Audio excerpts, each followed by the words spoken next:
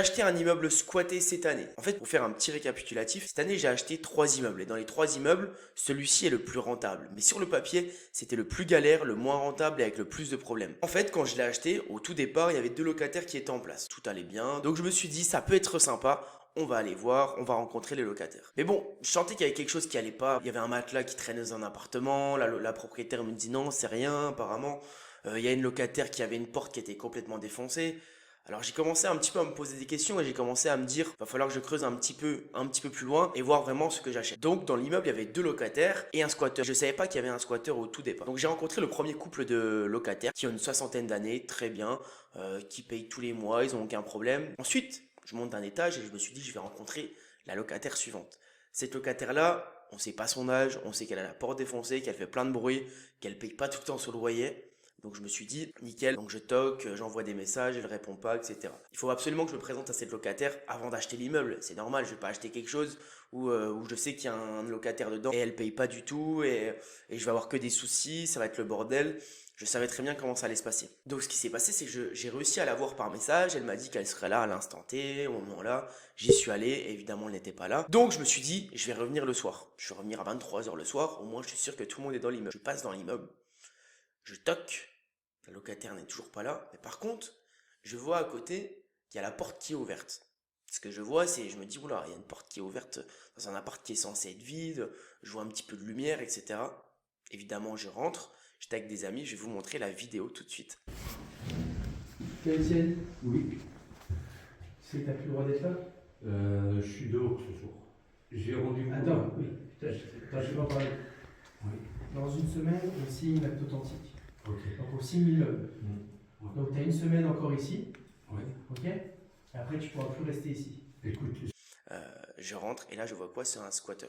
Et je savais son prénom parce que la propriétaire me disait, il y a un monsieur qui s'appelle Étienne qui était locataire il y a quelques années, mais qui vient de temps en temps, mais je lui ai dit qu'il pouvait plus venir, etc. Donc je me suis dit, il y a un problème concrètement. Et donc, comme vous le voyez dans la vidéo, je laisse à Étienne une semaine de délai pour partir. Parce que je me suis dit, il fait 3 degrés dehors, il va pas dormir dehors ce soir à minuit, donc je vais laisser s'installer dans son petit logement pendant une semaine, mais il avait rien à faire ici. Donc j'ai essayé de lui demander un peu plus d'infos et je savais qu'entre lui, la locataire actuelle, c'était un peu la guerre. J'ai aussi posé des questions aux locataires qui étaient en place qui ont une soixantaine d'années. Eux m'ont expliqué que c'était un peu le bordel dans le logement depuis quelques années. Donc comment on réagit concrètement quand on achète un immeuble où il y a une locataire qui paye pas, un squatter et des locataires qui sont très bien, qui payent et qui eux ne demandent rien à personne. Donc tout simplement, il va falloir régler le problème. Je vous apprends rien jusqu'ici, mais il va falloir traiter le problème à sa source. Il ne faut rien laisser passer. Il va falloir gérer ça. En fait, il va falloir juste faire preuve d'humanité. Il va falloir faire preuve de persuasion, convaincre les gens, parler aux personnes et surtout rétablir le dialogue. Aujourd'hui, le plus gros problème dans cet immeuble, l'ancienne propriétaire n'avait aucun dialogue avec personne. Elle venait chercher son loyer en liquide, pas de bail,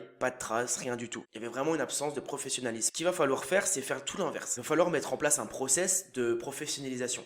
Il va falloir montrer que l'achat de cet immeuble, je ne suis pas comme l'ancienne propriétaire, ça va être carré, il va y avoir des vraies choses qui vont être mises en place et on n'est pas là pour rigoler quoi. J'ai réussi à voir la locataire, la jeune locataire qui payait pas, qui avait défoncé sa porte, qui avait des problèmes avec le squatter.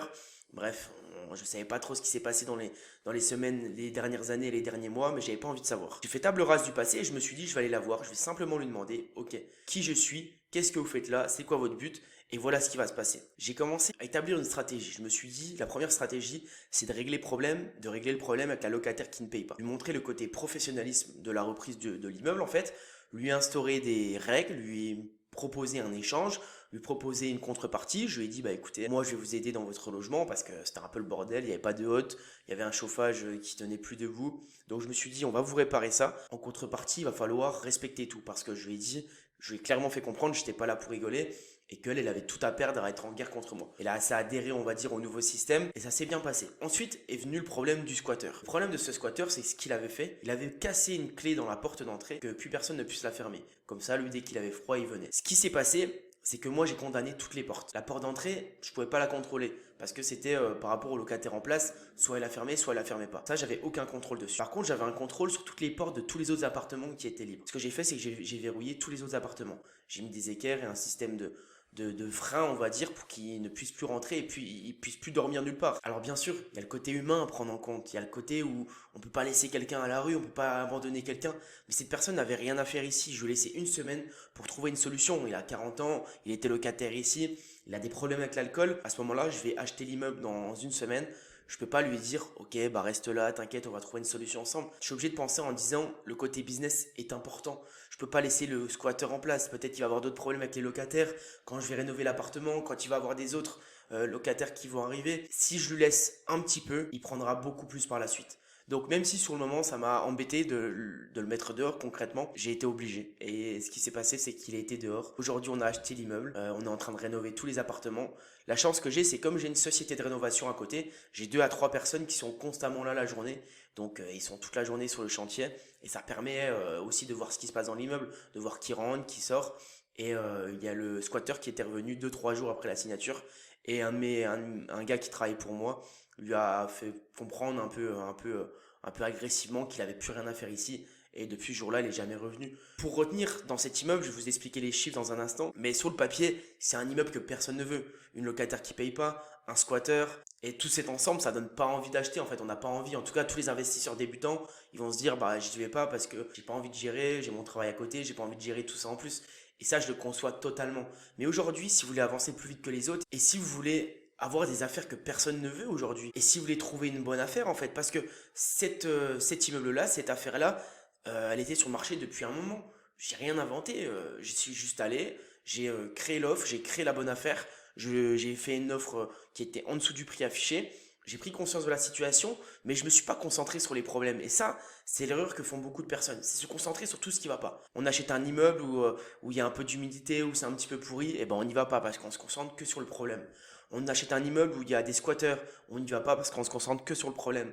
L'investisseur qui a une bonne connaissance de soi, une bonne connaissance du marché, une bonne connaissance de la gestion de l'humain en fait, et ben il va pas se concentrer sur ça, il va se concentrer sur la solution. Alors bien sûr, ça fait bateau de dire comme ça, ne vous concentrez pas sur les problèmes, concentrez-vous sur la solution. Mais réellement, aujourd'hui, 90% des gens vont se concentrer sur les problèmes. Il y a ça qui va pas. Mais bien sûr qu'on le sait ce qui va pas. Mais plus on se les répète, moins ça ira en fait. Ça sert à rien. Il va falloir se concentrer sur le problème. Aujourd'hui, il y a une locataire qui paye pas. Ok, comment je vais faire en sorte qu'elle paye? Qu'est-ce que je vais lui proposer?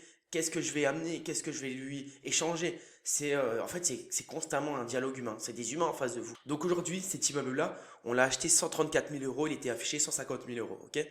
Avec les frais de notaire, etc., ça nous est revenu à 145, 146 000 euros, frais de notaire plus coût d'acquisition.